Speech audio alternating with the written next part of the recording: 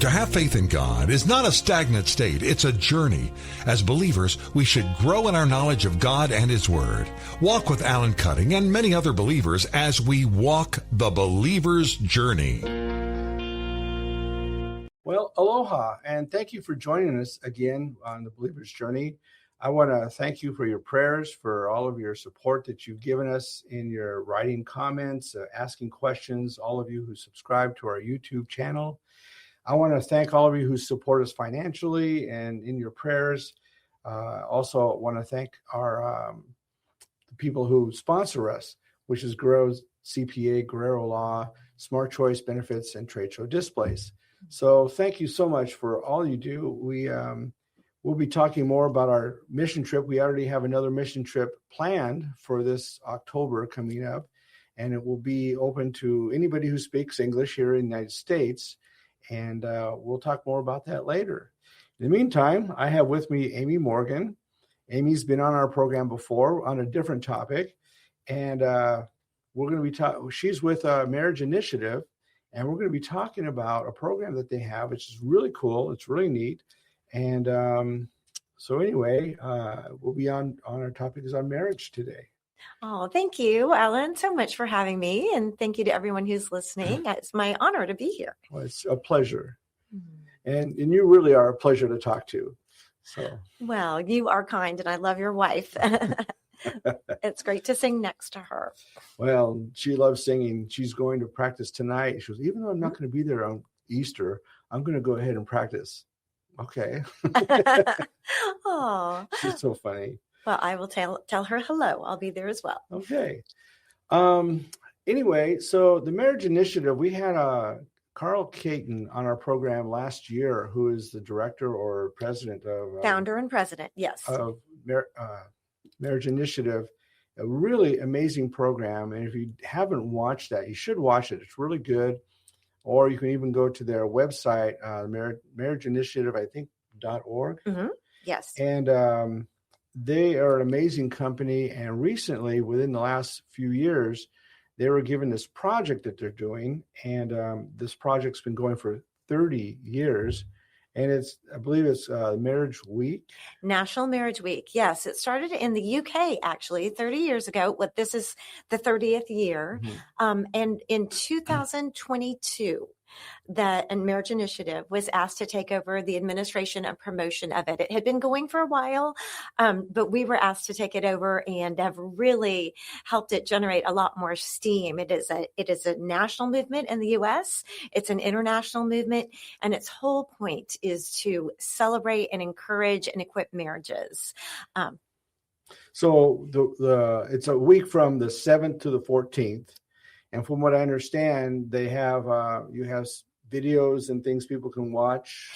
We do. We have so many things coming up. It is every week, the week leading up to Valentine's Day. So it's a natural fit when you think about love and romance, to think about taking that the next step and actually celebrating marriage. This year, our theme is Together with Purpose, and really talking about having a purpose, developing a purpose, creating family traditions, how that strengthens your marriage, how that keeps you grounded. And then at the end, also talking about leaving a legacy. And we have a whole website, marriageweek.org, so many free resources there. We have a couples connection guide. We have date night ideas. We have a daily challenge for each day during National Marriage Week. It's already up there. You could go find it. You can actually find some broadcasts that we did last year to give you a teaser. But this year, as we did last year, we are going to be having a 1-hour broadcast on YouTube at 7 p.m. every night of National Marriage Week. This year, from the 7th through the 13th, we're encouraging couples to do something special on Valentine's Day to connect and not watch a broadcast with us. But there are all sorts of different national expert speakers. We have some really top names this year. We have Dr. Gary Chapman. If anyone's ever heard of Love Languages, he's one of our speakers, and I've had the pleasure to interview him several times.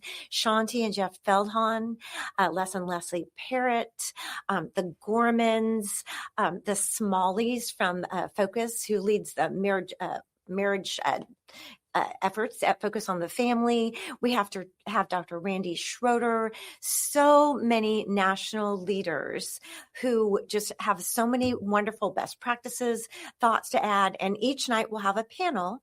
I get to moderate the panel. I've already done pre-interviews with all 21 of them. So I know all their secrets and their tips and their advice and their best things. And it's such a pleasure. And I think couples will really be able to glean some great information, and it's free. You can just log in at the convenience and privacy of your home, grab your spouse's hand, and learn a few things and enjoy that. And then again, like I said, the ones from last year that I also moderated are there if you want to get a sneak preview of what this year might look like starting on the 7th. We have a really great panel on the 7th. We got some pretty incredible speakers. Yes. I'm pretty familiar with some of those. And it's interesting that one of the things I was reading about the Marriage Initiative is that you do something that I promote. I promote because I don't know if you know this, but Susan and I, and I've done this for a while now, that we give seminars on marriage and couples and romance and sex versus intimacy kind of thing, the differences. And one of the things that I've always taught is that couples who are married need to continue dating every week. Yes. And I noticed in what you gave me, not only you do that, you have a couple other things which I want to ask you about. One is that you connect daily, which is, Susan and I do because we work together. Sometimes it's not always the best to connect hourly. But you also have a thing in there about getting away. Annual escape. Okay. All right. Yeah, there's kind of a threefold little mantra that's like connect daily, date weekly, and have an annual escape. Preferably no kids, just to reconnect, get away, no responsibilities toward family life. So I have a question, because a lot of the people that I do seminars for and that I teach every year in Moldova and in Slovenia don't have a lot of income. Right. And they're also ministers, which they don't have a lot of time. And the problem that I see in a lot of ministerial families is that the husband or the pastor will spend more time away and they won't really connect at home. And then you have problems in the marriage or so forth. So do you have anything to offer in areas like that? Well, when it comes to the connecting daily, I have two thoughts that were shared by two of the experts. Because again, I'm the moderator, and I get to talk to all the great people that write the books and say the things. So they're really their ideas. But one of them is a couple, Jackie Bledsoe. And he and his wife are speakers of family life. So they give these kind of conversations a lot, but they said they had some great advice. Someone told them, go in your bedroom for 15 minutes. Obviously this doesn't work when you have a toddler that needs supervision. They have children at home, but they're a little older, and just take that 15 minutes to really, if that's the time, you go over your laundry list of things, whatever, because what they said is they were realizing that as their date nights were kind of falling by the wayside because they weren't doing them regularly, life gets busy, all of these things. Once they did go on a date, the conversation was kind of awkward and they didn't know where to start. And it was just difficult because they weren't building those daily connections. So maybe that 15 minutes, you do need to talk about, who's taking the dog to the vet and all this stuff. But if you can get some of those conversations rolling, then when you do have time for your dates, then you can start off on a better playing field. You already have kind of some emotional intimacy. And Dr. Randy Schroeder, he has actually been on Focus on the Family several times. I think he's on recently as well. He is just a lovely person. And he says really couples need 10 minutes on the couch, looking at each other in the eyes. He said it's really important to look at each other. Both Jackie and Dr. Randy said, no phones, no TV, don't, that's so, I mean, how ubiquitous is that silly phone that is in our hand or our pocket almost all the time? No. He said that you really need to focus on each other and have that 10 minutes. And he says too, he said, I understand, but if you have littles in the house, he said, couples try to do it 3 times a week. If you can do it on Saturday and on Sunday and squeeze in one more time during the week, he said that will keep you connected, at least to keep not feeling like you're strangers in your own house. We actually have dinner together every night. And so we don't eat and run, we eat and talk. Lovely. So and now we have 2 missionary kids, teenagers with us. In fact, Elmira, one of them was on my program about a month ago. And so they're used to getting up and leaving as teenagers, because the adults will talk. And so I make them stay and talk too. Good. That's so modeling great behavior. But so one of the things that I teach is that when you go on dates, it's like no talking about work, no talking about children. It's all about you dating, because in 18 years, when your kids leave, you need to know each other, because a lot of parents, they don't. Right. Couples. It's like, who are you? And now we have an empty nest, but they're not together in that mind frame. Yeah. Well, that is actually the only category of demographic now with which divorce statistics are rising is called the gray divorce, the empty nest years. For the good news is statistics are showing that the rates of divorce are going down, and especially for couples who pray together. Yeah. Well, I read that. Also, what's interesting is now I come from a broken home. My dad was a workaholic, so he was rarely there. And when he was there, it was very little. And my mom divorced when I was 9. Mm-hmm. So I had raised by a single mom. However, after a few years, she started to work, and then she started going to college, and morning and night. So I really raised myself, which was really bad. I'm sorry. I had a lot of fun. Oh, goodness. Well, look how well you turned out, though. Yeah, but it wasn't because of me. I was out there causing all kinds of mischief and problems. But I had a pastor that took me in when I was 17 or so.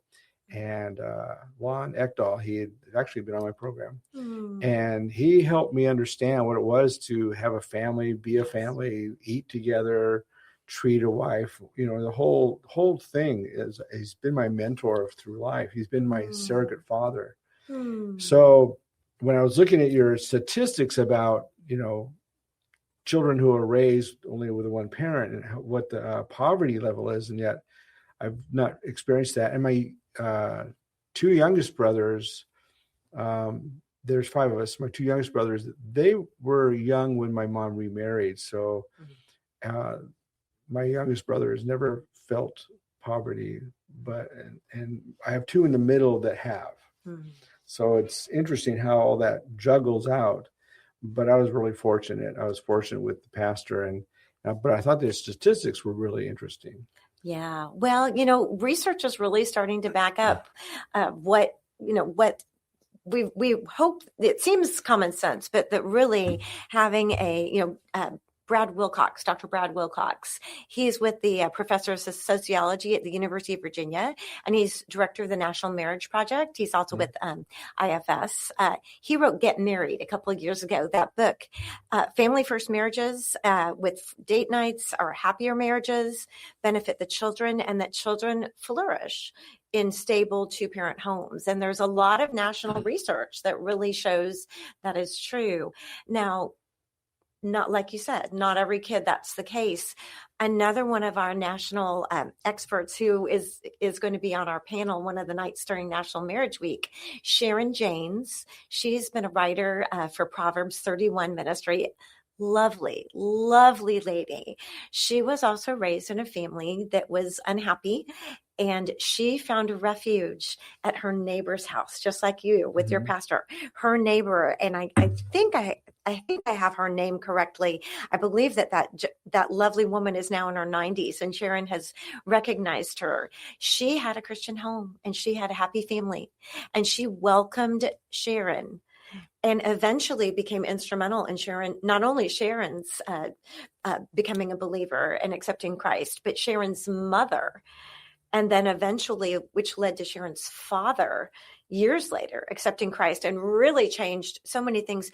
But it was her example of opening her home. And Sharon speaking on the legacy night, because Sharon has one child, one son, and she replicated that experience for her son and her son's friends. They were always welcome. She said they said we were religious but fun. They always she said, I always fed them. One night she had a big banquet when the boys turned 18 and she fed them. They had this wonderful dinner. She said, but I went around and I blessed everyone. I said, and she said, okay, it was a little weird. They thought it was a little strange, but they also liked it. And, she still speaks into her son's friends' lives sometimes when they have issues, but she didn't have oodles of grandchildren to pass her legacy on, but she's passing her legacy on to others through the world. Whereas, so many of our marriage leaders do have grandchildren and they have lovely stories of the special things they do with them to build into them. Yeah, that's really amazing. It's really cool. Mm-hmm. Yeah, because even my best friend, I grew up with four other kids, and their mother also divorced about the same as my mom did. So we kind of grew up together. And my best friend, he's a successful businessman. He's retired early. 2 houses. The guy is really, and his brothers. Now, one of them took over the business, and there's another one's doing well. So we kind of had a mindset of, you just need to go forward and take hold and do it. Mm-hmm. And I've had a lot of things fall back on me, but I think I have a lot of tenacity, and I just keep going anyway. Yeah. So I have a question now on the February 7th to the 14th. I have to tell you, because I read it, you have the videos from the 7th to the 13th. Right. Then you recommend dating on the 14th. Yes. However, I'm going to tell you, we don't do that on the 14th because it costs so much money and it's so crowded. We go either the 13th or the 15th. Well, we went the 15th last year because we had a live stream on the 14th. Yeah. And we were right in the middle of the live stream. 2 of the marriage leaders had been married for, I think, at least 50 some odd years. In fact, I think we had a little marriage off to see who is longer. And one of them they were 2 weeks apart in the how many years they had been married. And we all realized, we're like, wait, we're on camera right now and we really want to be with our spouse. So we took that to heart this year and said, go out and do something else. It doesn't have to be the traditional Valentine's dinner. Going back to Randy Schroeder, he's about your age. He's a lovely, lovely man. He and his wife. How old am I? Maybe just a few years older than me, but he and his wife, he's been a marriage expert for 40 years. And he and his wife, one of their favorite dates, now they do it in the warm weather because they live somewhere not like San Antonio where this might be something you could do at any time of the year, but they have a banana split for lunch date. Oh, wow. And they just pick a little place where they can get a banana split. Yeah. And instead of eating lunch, they share a banana split. So maybe you could do that on Valentine's Day. Hopefully our weather will be in San Antonio. It might be warm enough to do it. I know for a lot of people who I encourage to date, and like I said, in Moldova, they don't have a lot of money. Right. So I always tell them, well, you can do other things. Go on a picnic. Mm-hmm. And that doesn't cost anything. If you have kids, well, then, share taking care of your kids with other couples. But I think it's interesting that people don't think outside that box. Go to the park and just have a sandwich together or do something that's, throw a ball or, that's kind of like a date. But a date, don't go to a movie where you don't talk to each other. Right. Even walking around the neighborhood together, that it can be such a great practice because again, you're side by side. That's a time for conversation. If your children are old enough to be left while you walk around the neighborhood. I remember when my boys were just legally old enough to be left alone briefly, there was I could run out the door of my cul-de-sac and it connected to a little street right behind the house. And then around into the cul-de-sac. And it was maybe 3/4 of a mile, but I was never actually 3/4 of a mile away. I was Mhm. basically maybe a third of a mile away at any time. And I could run around that maybe 3 or 4 times and get my run in. The boys would be looking out the window and I'd like wave. So you can be creative at finding ways Oh, to yeah. get that time together. And it doesn't have to, we do have some great date night ideas right there at marriageweek.org, just all listed for you, something different. Maybe it's taking a drive together. Okay, this is marriageweek.org. Marriageweek.org for National Marriage Week. So National Marriage Week, if you go to our website, you can find under the guests, you can click on the area where we have this program, or on our YouTube, you have a link there. It'll be there this afternoon.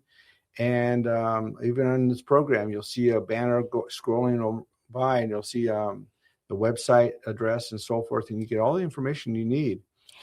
Alan, can I mention one more thing? Mhm. We've been talking about the broadcasts, and they are free, but you do need to sign up for them. So for anyone who's interested, you can't just click on it and join it right at 7:00 that first night. You need to go to marriageweek.org first and get the invitation for the link. Yeah. Now, I also noticed that this is an international, you're in like 28, was it 28 countries? It was started in the UK. Okay.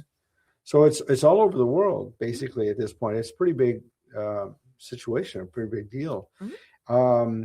So my question now is, the Marriage Week that you have, National Marriage Week, is that an international thing also, or U.S.? Well, here at the Marriage Initiative, we just administer and promote the U.S. National Marriage Week. Okay. I think Australia, maybe, they actually celebrate it at a different time of year.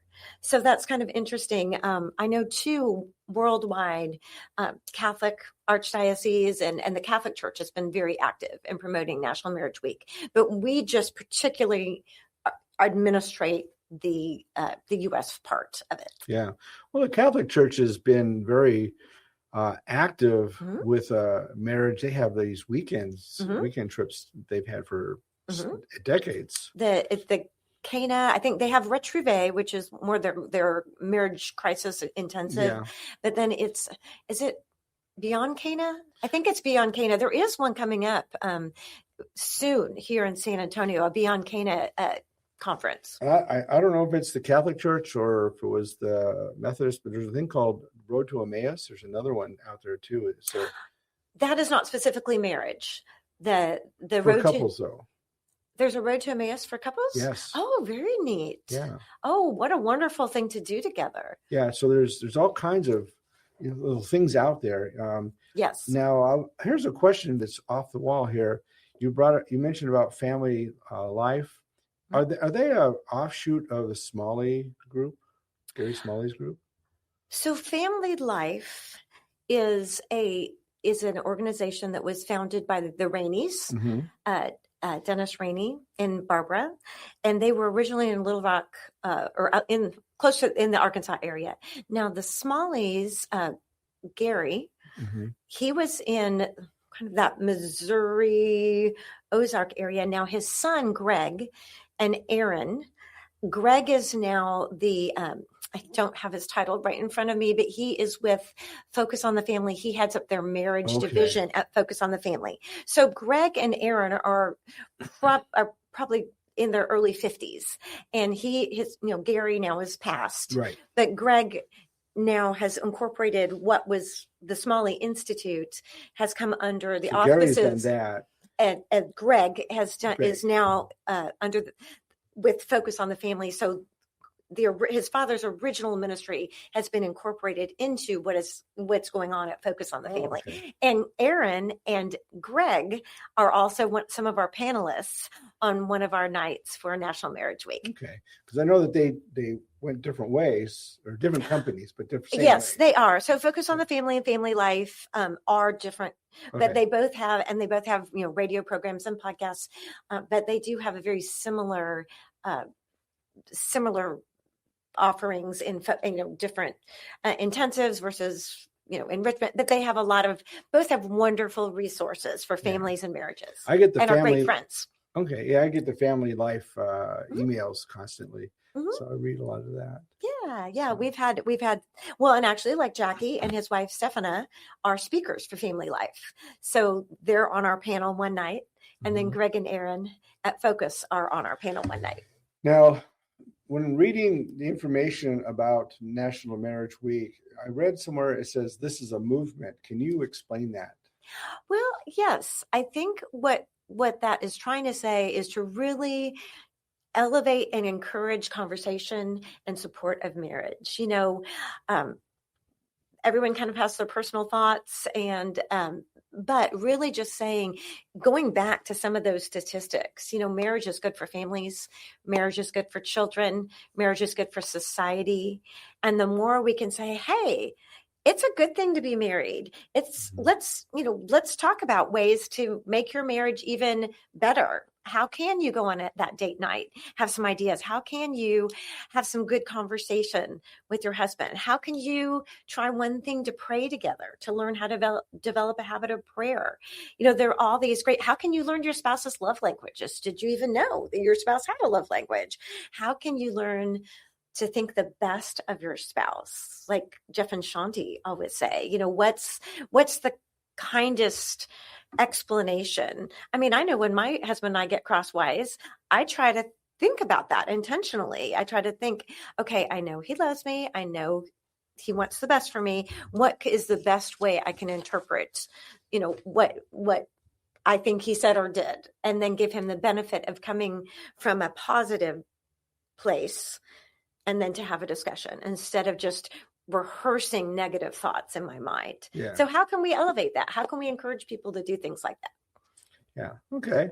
So this has really caught me too. I like what you said here, and you have a whole paragraphs about this, about believing in each other. Yes. A lot of times I've noticed, and here's one of the problems I see, at least in the United States, is that there's a lot of harm and battering in situations of marriages, and then they break up and so forth.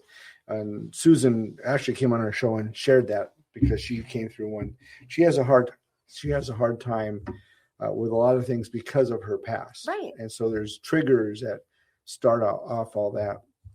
So sometimes she looks at a husband like, well, a husband is like, in her mind, she looks at her dad or her ex-husband or things like that. And so it doesn't come out. So she doesn't always think the best of me. She does pretty good though. I'm not going to put her down on that. She really does. But it's because of the things in the past that hit. So does your group, does it help out with areas like that when people come out of these situations? Do you have material and stuff for that? Well, I think that's, again, these experts that are doing the panel discussions for National Marriage Week are people that we have gleaned over interviewing and talking to them and looking at the resources. We also have a website, the marriageresources.org, where I have done 175 articles and interviews with these lovely people like the Feltons, like Dr. Chapman, like Dr. Schroeder. And then I will write an article that is all beautifully formatted there with their links that talks about all their best practices and recommendations. And I've talked to people who are just like establishing dating relationships and how to do that well, all the way to, a marriage intensive and people that are really considering divorce, and then everything in between, all the enrichment, all the best practices, all the information they've gleaned, and that thinking the best of each other. That was, many of them say that, but Shanti and Jeff Felton really do that well.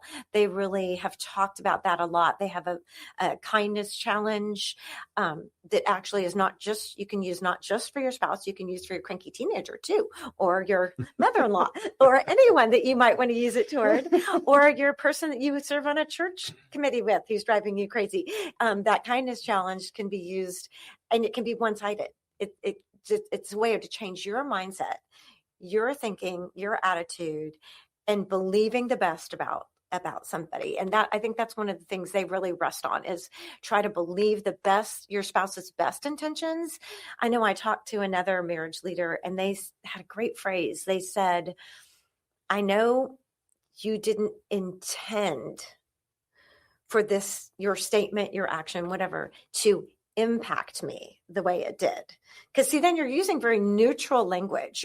You're couching it from a place of, I know you have good intentions toward me. Your heart is good. We're on the same team. We're for each other. The enemy is not you. I know you didn't intend for your words to impact me this way. And again, then you're not saying you always, you did, you. You're saying this is how it affected me. It impacted. And what a great phrase to then change your conversation, your tone, so you can have constructive discussion instead of devolving into that downward spiral. Yeah.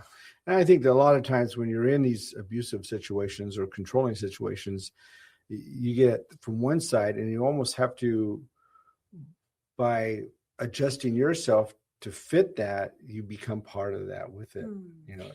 Well, and again, everything that we recommend at the Marriage Resources Center and through National Marriage Week, we are not trying. I mean, there are situations where people are unsafe or have truly an abusive. We are not trying to say, you know, leave yourself in harm. We always, you know, we are always for safety and care. So don't, you know, please, I think that I'm glad you brought that up, because I think that's really important that anyone who's watching or listening knows that we are definitely not for anyone staying in a harmful, abusive situation. And I agree with that. There's interesting also, you had a statement which I wanted to say something about. It said marriage affects everything. And for those of us who, not a lot of people read books anymore, it seems like. For those of us who have read, like there's this book, I know it's a big one, The Rise and Fall of the Roman Empire. And it gives you 5 areas why the Roman Empire fell. And one of those areas is the breakup of the home. Yeah. So you have, you know, rise of taxes, all the whole different thing, but the turning away from God, but the breakup of the home was one of the major reasons. And it's scary when you look at your own country and you see there's so much breakup or so much hostility in marriage and in the homes themselves. And it's great to see organizations that are really, you know, building this. That's why I like Radu and Luda. You need to meet them when they come. I'd love to. This is what they do. They teach about marriage and who's the center of your relationship, which is Jesus. And they're really doing an amazing job.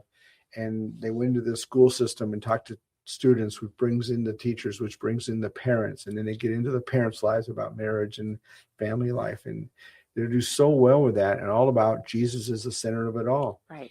And it's really pretty interesting. And he started feeling this because of the divorce rate in their country is so high, because the children are being raised by either one parent, because they're so poor there. One parent goes away to work for 11 months out of the year, or by their grandparents or uncles or even an orphanage.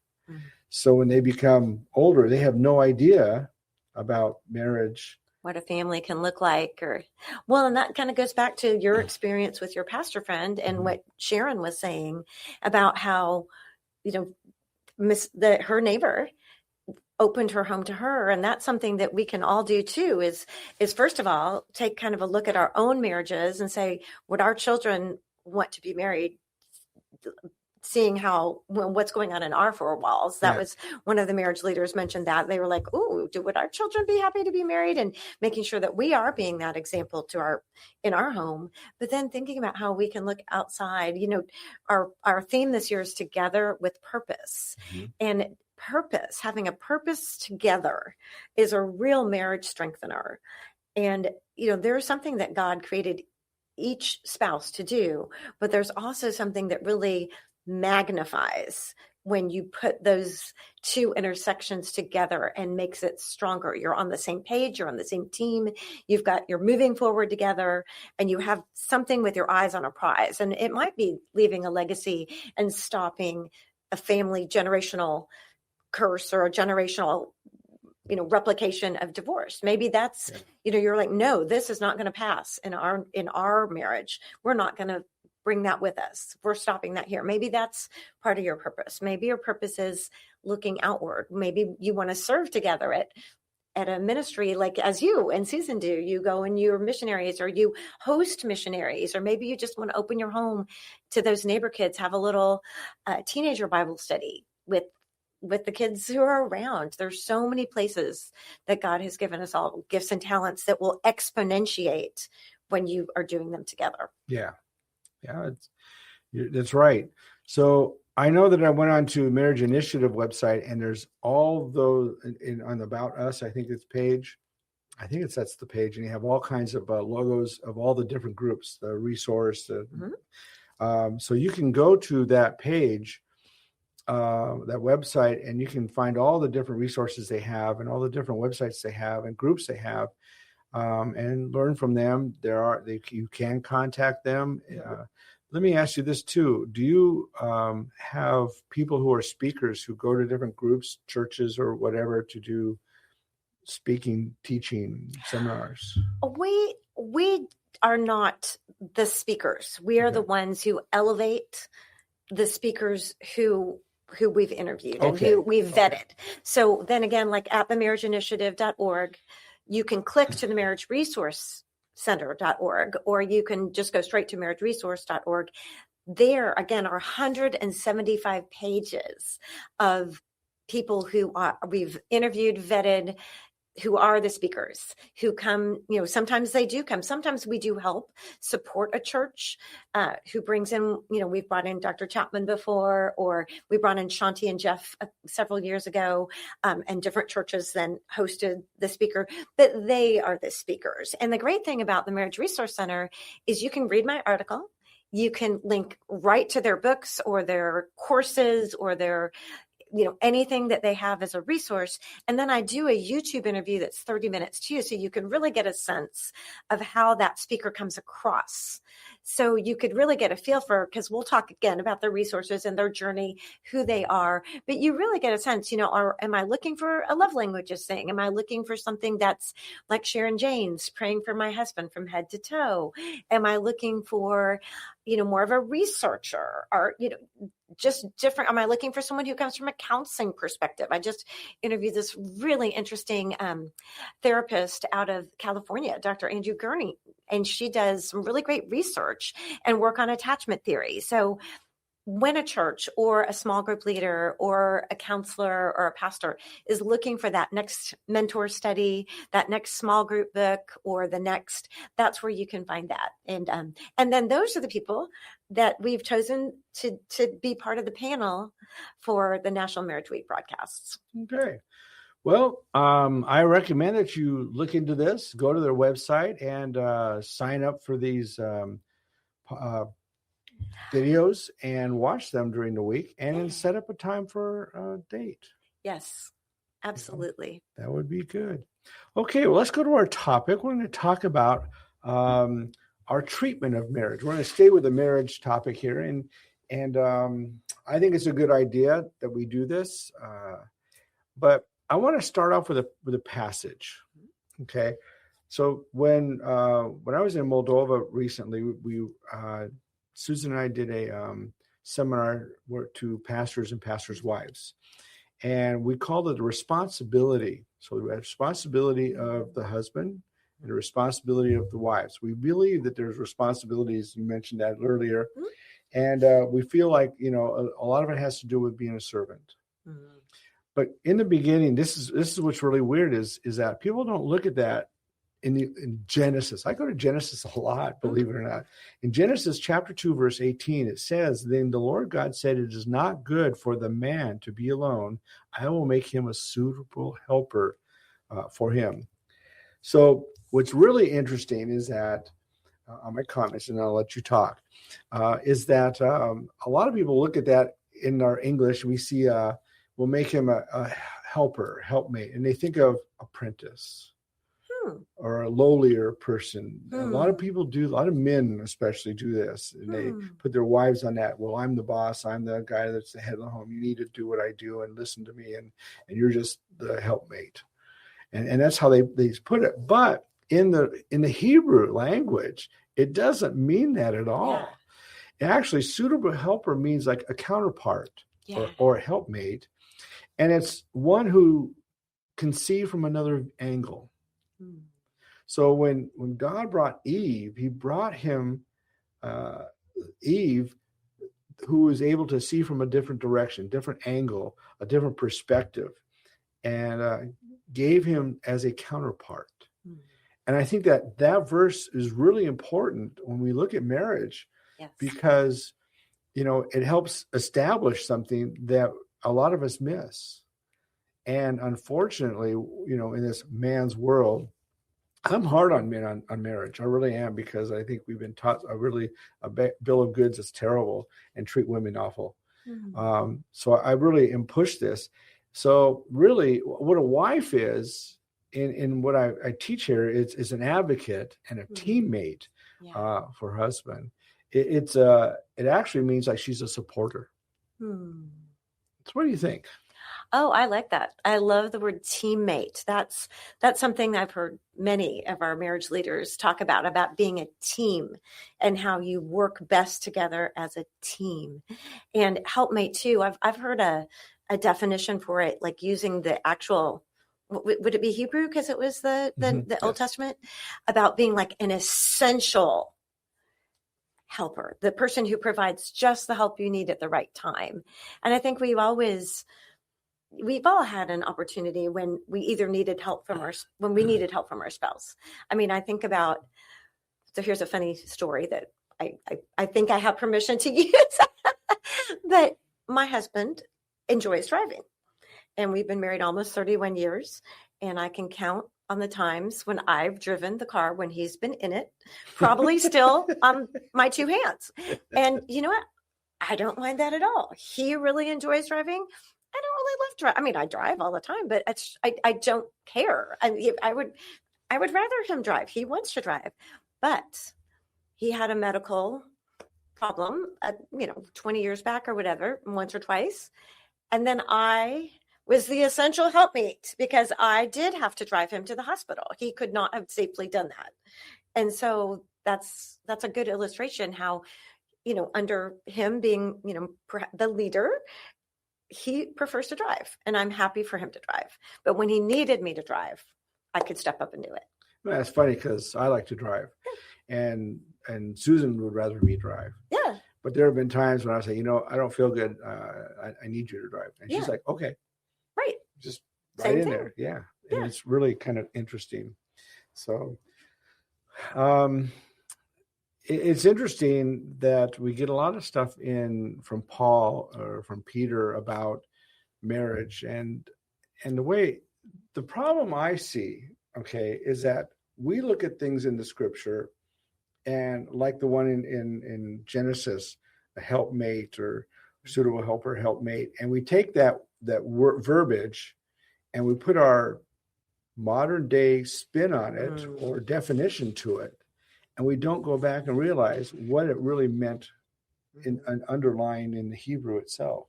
Because in Hebrew language, a lot of things, and this is true with some of the Greek, but a lot of Hebrew, when they said something, it has a whole spin and take on it that may not even mean what we are saying in the verbiage we use.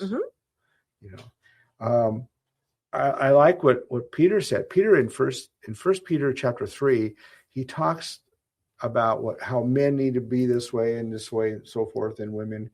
But he says something after that in verse 8 and 9. I want to read this to you.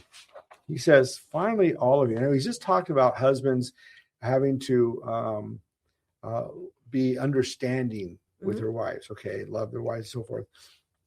But he says this, he says, all of you. He's talking to all husbands and wives now. He's winding this up. Be like-minded, sympathetic, love one another, be compassionate and humble. Do not repay evil for evil, insult with insult, which we tend to do in marriages. On the contrary, repay evil with blessing.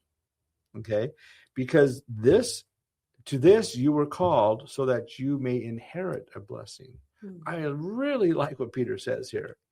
So my comment to that, so what does that mean? For the husband, that means to love, uplift, protect, build security for his wife. For the wife, I believe it means to honor, to support, protect, to build self-confidence, and build significance for the husband. So we have our responsibilities built into the scripture. Right. And it's nothing that's bad or harmful to us. It's actually edifying. It is. What do you think? I agree with you 100%. It sets you free when you follow, God's commands. I think they're commands.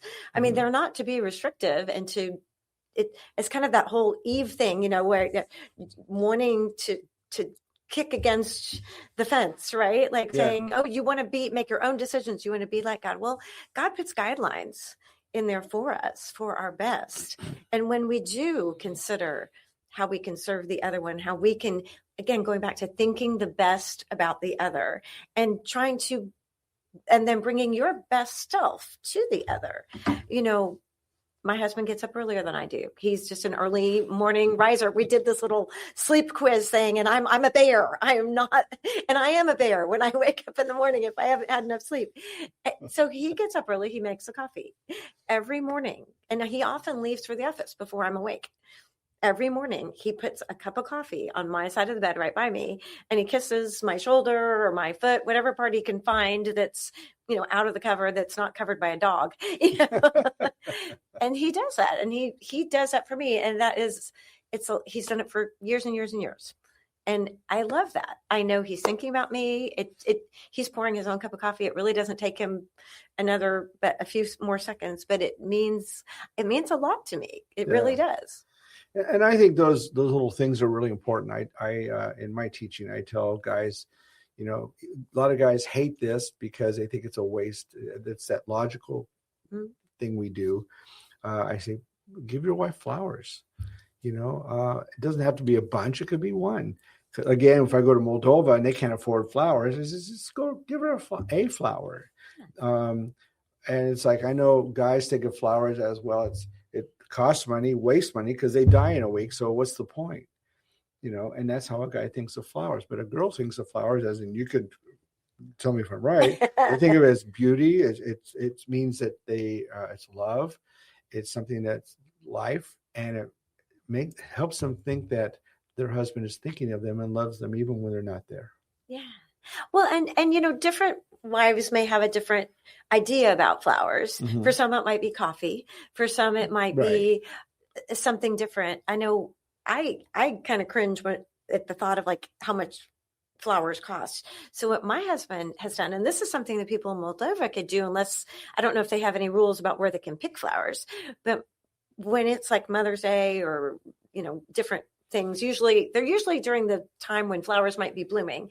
He will go scour the yard, and we have like volunteer flowers, and then we have flowers that he's tended. He makes a bouquet out of all the flowers that he can find. Really? And we have several vases that, we've had over the years, and he will have a lovely bouquet for me he's even been known to, ask a neighbor if he can borrow some of their, something that's blooming on their, plant.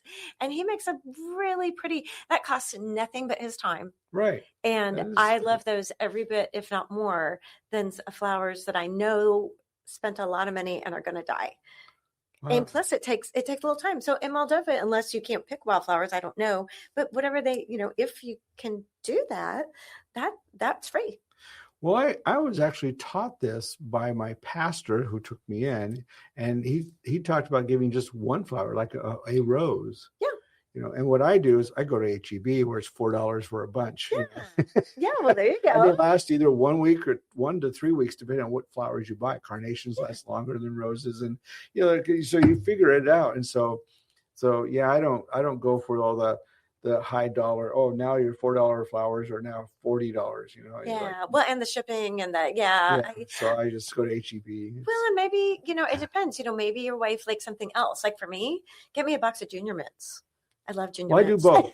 Yeah, I do both. I think that I think it's the giving of something. Right.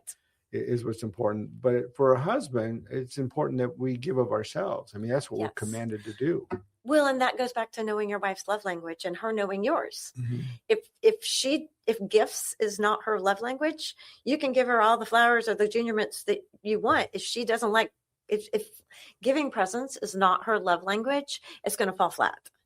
And same for like words of affirmation. You could tell your wife all day long that you love her and that she's beautiful, but if words of affirmation are not her, it's not how she's hearing it.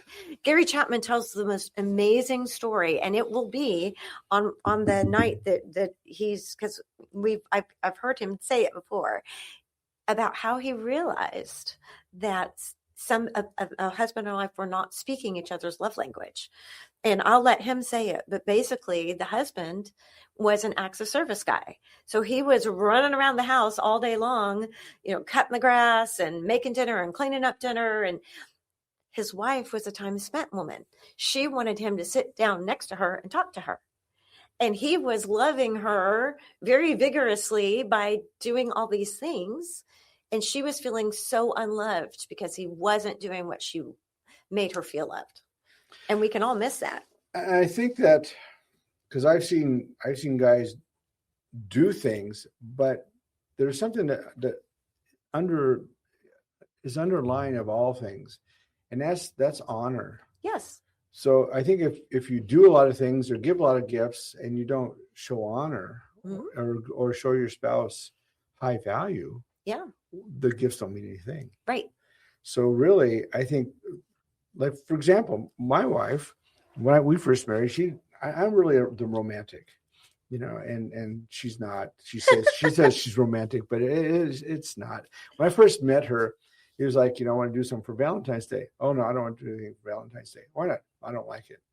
You don't like Valentine's Day? Well, yeah, it doesn't mean anything. Well, where she came from, I could understand. Yeah. So I started doing things for her anyway. Well, now she expects it. Well, of course. And she loves it. Yeah. Yes. And she's a big greeting card. I want the card kind of thing. Well, see, that's what she likes. She probably likes the words. Yeah. And so now it's all changed. But I think what basically helped feed that was the fact that I honor her and I give her high value. Yes. So I think if you live without that, giving the gifts or doing things for you doesn't mean anything if you don't show value and honor to your spouse. Right. And that can flow through for parents and children too. Yeah. Yeah. And it goes both ways. And you don't want to hold someone hostage to having to, you didn't say something in my love language, blah, blah, blah. You don't want to be, again, hold someone hostage to your love language. But it is helpful to know each other's and try to live into those with honor, because then why knock your head into a brick wall giving presents to someone who doesn't like presents? Well, I think too, like, it's noticing what your spouse likes. Yes. So I'm really attuned to that for some reason. I don't know why. Because you love Susan. Yeah. But I noticed that she likes to put little pictures and things on her little counters and stuff and bookcases. She doesn't have books. She has little trinkets and things and pictures. So what I started to do was realize, well, I don't like just giving a card. I mean, you go to Walgreens and you get a card and oh boy, how fun. And so I started looking on Amazon. I found these really neat things. They're made out of wood and they're engraved in there. And so I would get these and I would write in those, where did you get these? I goes, well, I wouldn't tell her. It was a special carver that I ordered. I commissioned just for you. And so now all of a sudden she found it. Now, so our anniversary just was, a few weeks ago, and she gave me one. I'm laughing. I said, "So you found my secret?" Yeah, I found my carver. She always wanted to know, where do I find things? Like, I found a book, and I could do this book, Why Alan Loves Susan, for our 25-year anniversary. And so you open it up and it has all these little things I love about you kind of thing. And there would be all personal stuff. It's a pre-done book, but I could change the pictures and change the words. Like I like our couch time. And it has her sitting there with me laying my lap on her lap, and she has her hand on my head, which is exactly what Cheese Scratch does. So all these got personal. And she goes, where do you find this? So I know this is what she likes because it touches her and makes it personal. But it shows her that I'm paying attention to her, which shows her honor and high value. Yes. So the gift isn't really the thing as much as it's like I'm paying attention to her. And she must love words, obviously. You've given a couple of examples. So for you to use those words with her and then to memorialize them is really, that's right in her her wheelhouse. You find the acrylic stuff that's, you find a picture, you send it in and they carve it in the acrylic. They can put a light on it sometimes, and I give that to her. So she has all these little things, and so I'm going to run out pretty soon. I don't know. Oh no, you won't. You won't run out. There's so many great even verses that you could extrapolate from. Oh yeah, and she's big on giving cards that are cards with verses or spiritual. I'm not. I just more on love, and romantic things. So my husband and I like the funny dog card. Oh, really? We like any kind of card that has a goofy dog on it. No, I like funny cards. Yeah. I do funny cards, and I like that. And but there's some other verses. It's really interesting. One of the things that I think is interesting. I was teaching this about. I looked up more and more about the providing. Where it talks in Timothy, 1 Timothy, that a guy is supposed to provide for his family. Those who don't provide, they're worse than a heathen or pagan. Yeah. Well, I started to realize, what does providing mean? And providing isn't about getting a job and putting a roof over your head. It's about the emotional. It's about the spiritual. It's about all the health reasons that you do to support your family. And the number one person that you need to do that with is your wife, And I understood that as I saw that. Oh, what a great teaching moment that I use now in my seminars. Yeah. That you need. That's part of what you need to do, because if you don't, what's going to happen to your marriage? Yeah. And we have a lot of issues, especially with pastors and their wives, of not taking care of them spiritually, not taking care of them emotionally, and so forth. And so that's a huge thing. So that scripture took a whole different meaning for me in the marriage, not just overall, and not just because I go to work, and bring home the paycheck. It's because I'm there for all the other reasons too. Yeah. Kind of interesting. Well, we have another one of our panel guests, Rob Reno, and his wife, Amy. He is a pastor, and they have a marriage ministry and written books and all that. And he really talks about early in their marriage, he was youth pastor, and he said, I realized, and of course he says this publicly, so I'm not saying anything out of turn, but he said, I realized I was spending so much time evangelizing other people's children that I was not spending time evangelizing my own, spiritually tending to my own family. And he said there may be 13 years in their marriage or whatever. He said this was we were really hitting a rough patch because I was not shepherding my family and shepherding my marriage. And so he, screech halt, slam on the brakes, repented, changed, reprioritized everything he was doing. He now is, his ministry is, he and his wife Amy are side by side. They take the kids along often. I think they have 5, and they've got grandchildren, then some still at home. They take the children along, if they're working the book table or they're doing the ministry. He's so involved, and he talks about how he purposefully connects with Amy, whether it's a coffee date or a getaway. He said, she really likes if they can have an overnight and have a little more time. Whereas he's like, as long as I'm still I can do it shorter. And that he really talks about, and then he also talks about the importance of praying together. And he really highlights that. And most of our speakers talk about how important it is to pray together. And that's part of a husband kind of taking the lead on that and saying, and I know it feels awkward. So many people say it feels really awkward, but they have some really good ideas how to get started. Yeah. And I think it's important to let your spouse know, I let Susan know all the time, I'm praying for you. Yeah. To let them know, because one time she says, you do? All the time. Yeah. Through the day. And so to let them know you think of them when they're not around, I think that's a big thing.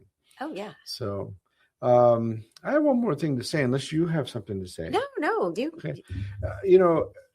A lot of guys, and like I said, I'm really hard on guys with a lot of the marriage stuff. And I think because they don't get it, and because of the head.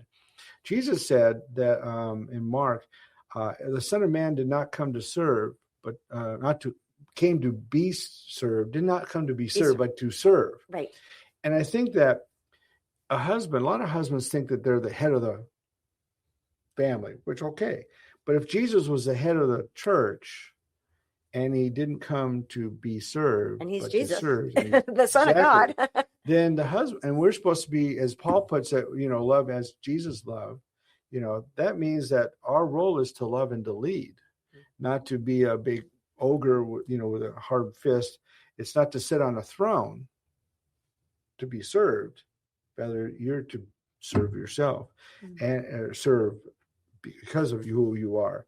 And I think that's important that we understand Jesus' role and what he teaches, and in Paul and what he's teaching, and in where we need to fit in that as a leader. And as a leader, we're servants because Jesus was a servant. And I think that's so important. And I know that a lot of men don't look at that, but I think it's so important to realize we need to do that. If we really want our homes to flourish and be strong, we need to be like Jesus, and we need to be that servant and honor and show high value. And in those areas, as that is happening, all the things that happen outside isn't going to tear you down, right? Because you're built from within and you've got that power within. And I think that's what's really so important. Yeah. Well, we've run out of time. We did, but it was great. Thank you so much for having me. I really appreciate being here. So enjoy talking to you. Oh, me too. So, anyway, thank you for joining us today. And everyone, you all have a wonderful day. You have a wonderful week. We'll see you soon. Aloha.